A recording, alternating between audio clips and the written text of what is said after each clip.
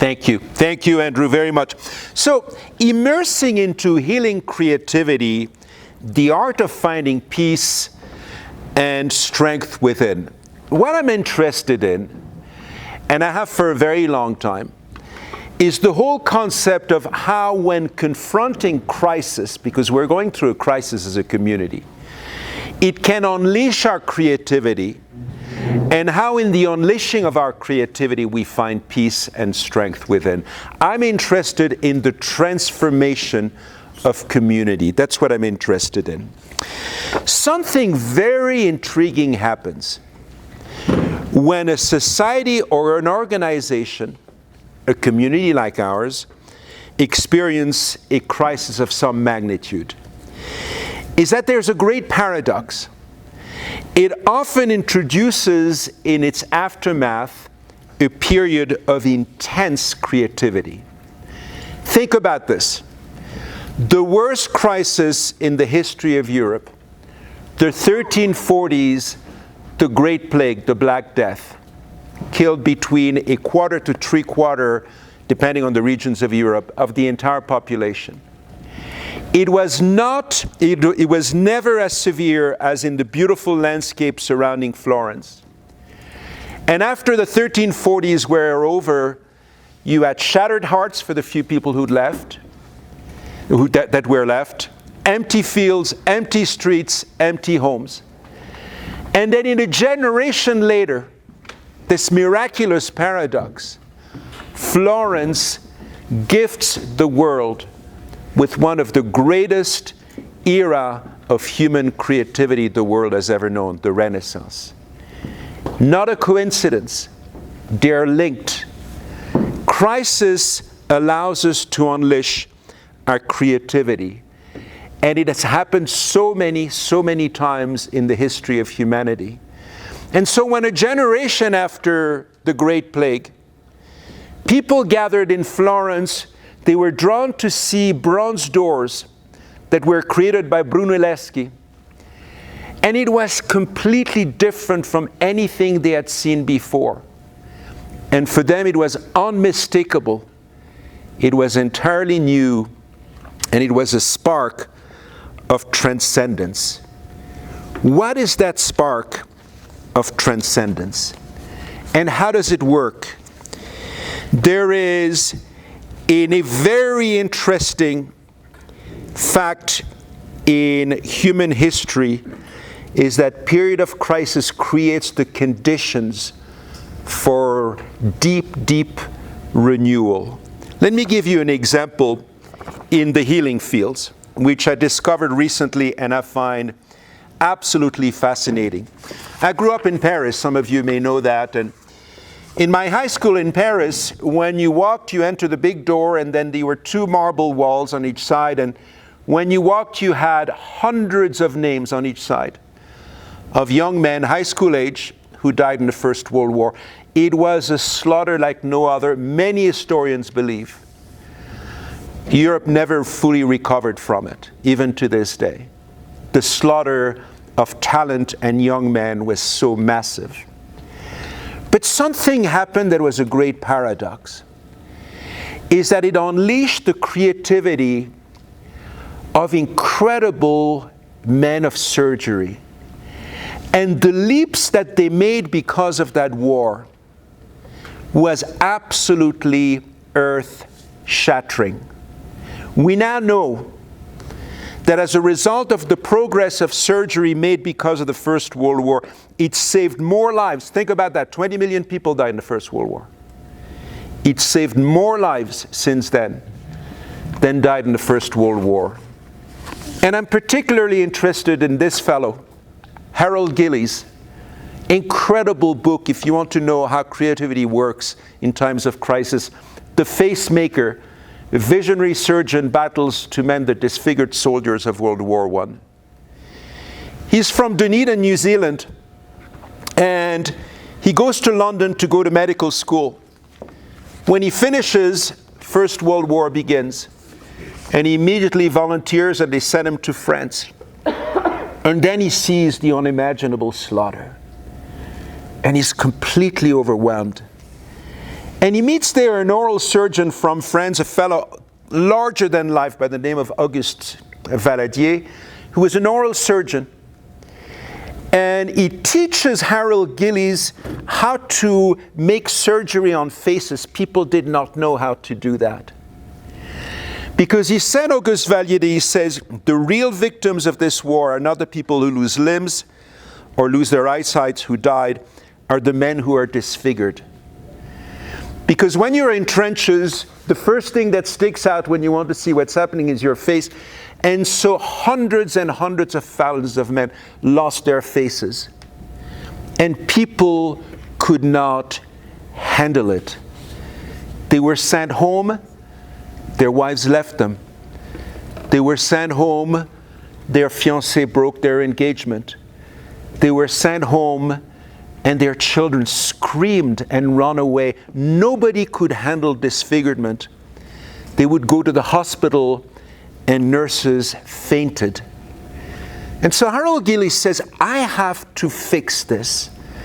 I have to give these men their lives back by reconstructing their face. He had to start from scratch. Nobody knew anything about it. How to rebuild a nose, a jaw, a tongue, a palate, part of the forehead. And it took him 4 years. And little by little, he became the father of maxillofacial surgery. And he did it with such incredible compassion. He forbade mirrors all over his hospital outside of London. He trained only the nurses who could handle it, because the other ones would faint by looking at these men.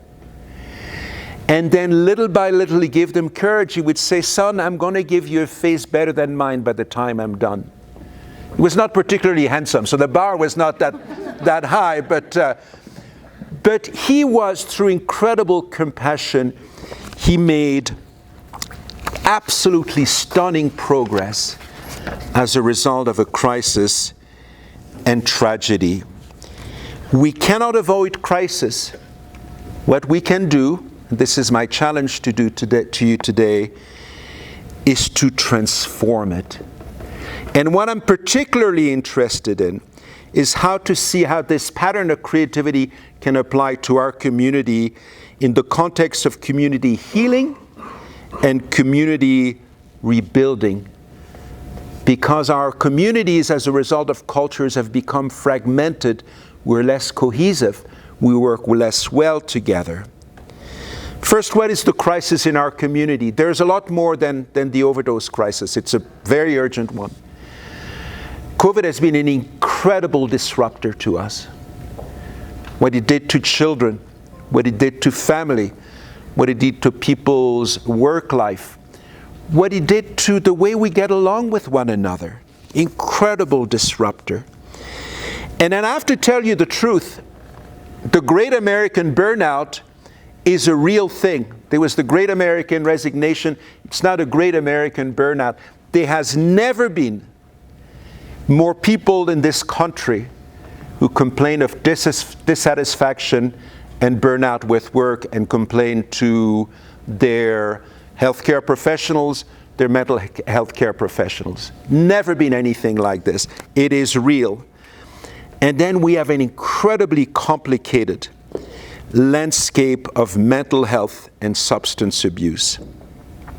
Here's what's very interesting, is that we have a culture that sees crisis exclusively in very dark terms, in terms of what's negative about crisis, and there's a lot that is negative. Other cultures have a much more nuanced perception of crisis. And they see some bad, but they see also some great potential. Let's look at the Greeks. It's interesting because they invented the word crisis, and they were a lot more philosophical than we were. They see 4 things in crisis. They see a time of struggle. We see that. We're struggling right now. But they also see a time of decision. We have waited a long time to make a decision. It's time to make a decision. A time of distinction and a turning point in time. So in crisis, there's something both terribly dangerous but potentially immensely hopeful in what we're going through. And let's see how that works. Let's take them all at a time. A time of decision. Depending on how we respond to crisis, it can lead to irreversible decline of a community, or it can lead to an extraordinarily positive renewal. And believe it or not, decline or renewal is a choice. It's not something that happens. It's a choice. Communities who renew themselves as a result of crisis make the choice.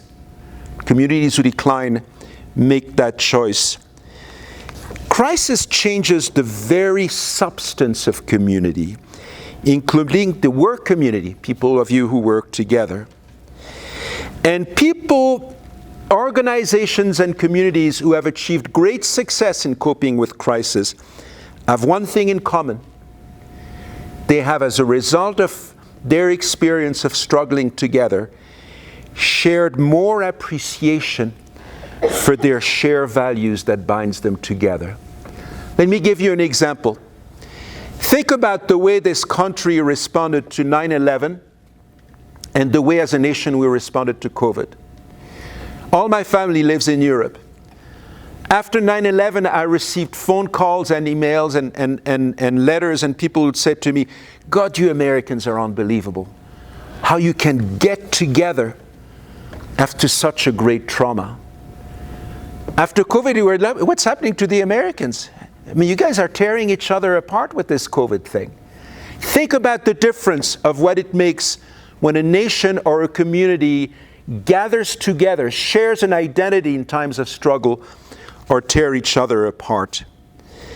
Organizations who thrive under pressure choose to heal and reimagine their community. There's a lot of differences in society. We all know that, and our differences, political and otherwise, they're real. Let's not be naive and have illusions that they're superficial. They're real, and sometimes they're deep. But differences are a necessary component of what it means to be a human being. We have to consciously make a decision to make peace with our differences, and then to realize that they're not obstacles. It's the opposite. They are our greatest gifts. The fact that there's a diversity of thought here in this community is a gift. And if you go the other route, an unimaginative, unloving uniformity is not community. I don't know what it is, but it's not community. There are differences within community, and people make peace with those differences. A decision to accept responsibility. Do I have a role in what's happening right now? Or it's just the fault of everybody else or other of the culture? And if I have a role, can I do some soul searching to find out if I can do anything to resolve it and maybe be part of the solution? Here's a very big one. Decision to be more compassionate with one another. Particularly when you're burnt out at work and you're irritated, to be more supportive of one another, to always see ourselves in the struggle of others. I don't have children, and I talked to parents who lost a 16-year-old boy to suicide on Sunday, and the human suffering is so profound and deep and moving. I could not help but, even though I'm not a father, to see myself in their suffering. That's an ability we have to start developing. I mean, think about how insensitive we have become to each other's pain. I mean, the way people respond once in a while to those school shootings that shattered parents entirely, and the callousness sometimes with the way people perceive those. We have to regain our compassion and empathy. A culture of empathy is essential to community. When we talk about community wholeness or wellness, it's not something that we ever lose, by the way. It's something that we forget, and we just have to recover it. I want to quote something from, and when we talk about wholeness, that includes our vulnerabilities, our imperfections. I want to quote one of my favorite poets, an American poet by the name of Mary Oliver. She's the great poet of the community of life. Wild Geese by Mary Oliver. Tell me about despair, yours, and I will tell you mine. Meanwhile, the world goes on. Meanwhile, the sun and the clear pebbles of the rain are moving across the landscape, over the prairies and the deep trees, the mountains and the river. Meanwhile, the wild geese, high in the clean blue air, are heading home again. Whoever you are, no matter how lonely, the world offers itself to your imagination, calls to you like the wild geese, harsh and exciting, over announcing your place in the family of life. No matter how broken and lonely we are, the whole reality around us calls us over and over again and reminds us our place in the family of life. So, a time of distinction. What is a time to distinguish? It's a time to distinguish what is essential in our role from what is peripheral, what really doesn't matter, what we can leave aside. What makes us truly unique? I'm going to go around and pick 2 people per table, and you're going to tell me what you think is truly unique, in your opinion. 1 word or 2 max about this community. Our ability to get through tragedies. Very good. Did you hear? Everybody louder so everybody can hear. Sorry. What's unique about Butte? In your opinion? The togetherness. Loyalty. Family. Pride. Butte pride. Camaraderie. What's unique about Butte? I would go with the pride as well. Super strong identity. I don't live in Butte, but I will tell you, one thing I love about Butte is people stick together. Like, there's a lot of pride in this community. Chief Executive, what's unique about us? We overcome adversity. What's unique about us? Pride. Mike, what's unique about us here? Resiliency. Strength. What's unique about us? Can I do 2 words? Yes, you can. Yeah. Let me, okay, you can. Yeah. People and perseverance. What's unique about us, the lady with the glasses? Family. So we all have very similar ideas of what is unique about us and what makes us strong. And so crisis can help us self-rediscover, understand ourselves better so that we can reimagine our roles. I'm hugely influenced by a lady by the name of Rachel Naomi Remen. Are you familiar with her? She's a Jewish MD and she's a professor at UCSF, and she is absolutely remarkable in her sophistication and enlightenment when she talks about healing. She says that the way we deal with crisis, large or small, shapes our capacity to be present to all experiences. And she makes a very important distinction between curing and healing. And it's very important here because even in a universe of loss, we're all called to receive healing. We all need healing. And to give healing. She writes this: the way we deal with crisis shapes our capacity to be present to life more than anything else.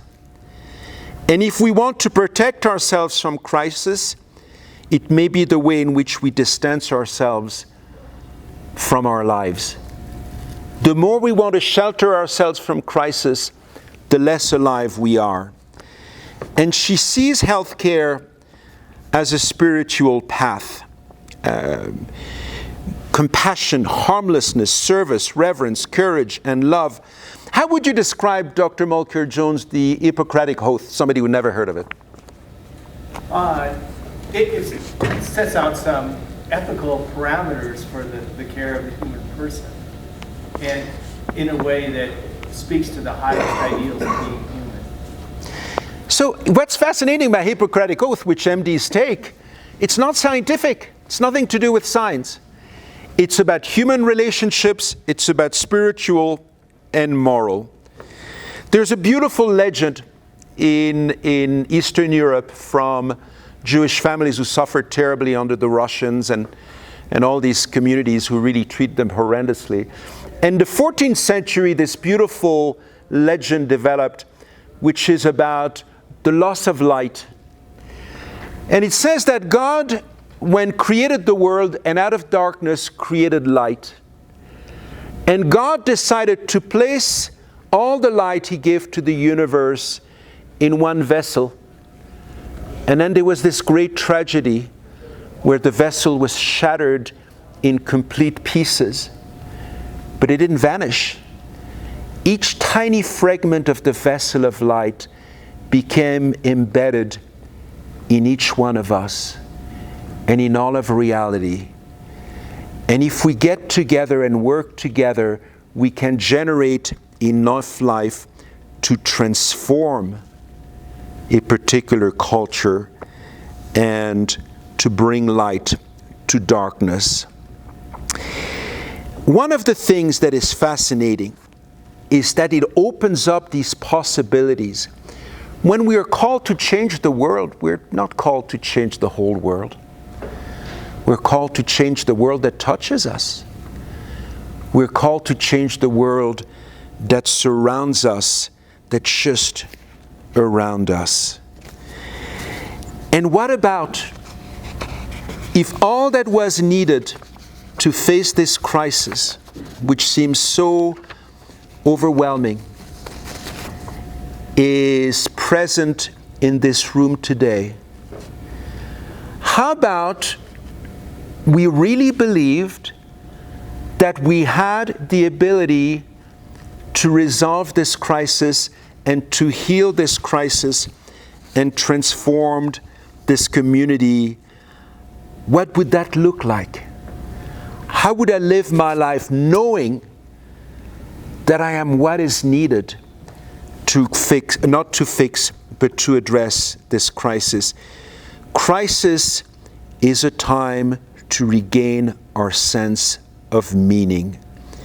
We are the right people at the right time for this task. A turning point in time. Crisis is not the end of a journey, it's the beginning of a trajectory. What we're going through right now is a new beginning. It is a time to find ourselves after a period of great confusion, time to develop comfort about who we are. Nobody captured the whole paradox of crisis better than Dostoevsky. And in 1860, he was sent to jail for a crime he didn't commit by the Tsar. And he suffered terribly. He suffered terribly. But as a result of that, he wrote House of the Dead, which is an autobiographical novel about being in jail, in prison. And it's just absolutely stunning in the depth of psychology. And he writes this about his time there. He says, "Sometime I go as far as to thank God for the privilege of such suffering and loneliness. For only in solitude could I have scrutinized my past so carefully and examined so closely the meaning of my life. What strong and strange and bright new seeds of hope were born in my soul during those dark and painful hours." Here's that word meaning again. Pure Dostoevsky, and absolutely magnificent. The time that prison afforded him. There's only one luxury in prison, it's time. You have lots of time. And he used that time to reimagine the meaning of his life. You know, there's a lot of thinking that is being done in Silicon Valley right now and in Scandinavian corporations to give people more time. We have a sense of productivity that is just hectic all the time, constantly. And they said, no, people need to think. People need to use their imagination. And you need time to be creative. You need time to think. You need time to imagine solutions to our crisis.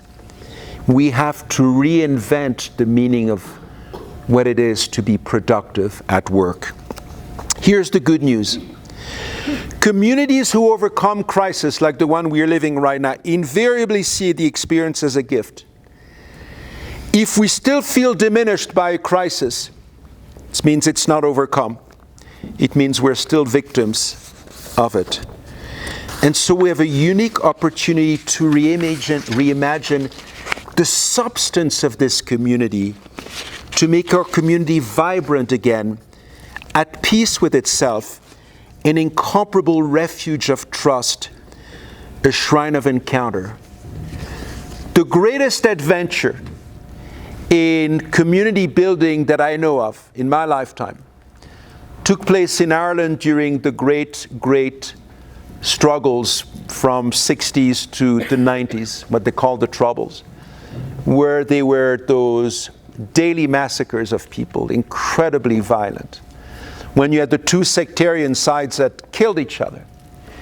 And in the midst of that bloodshed, there's a community of people who said, is it at all possible to bring people from each side of the sectarian divide? And I've never, my mother grew up in Northern Ireland, and I spent time there during the worst of the Troubles, and I did not know it was possible to hate people that much as I saw people hate one another.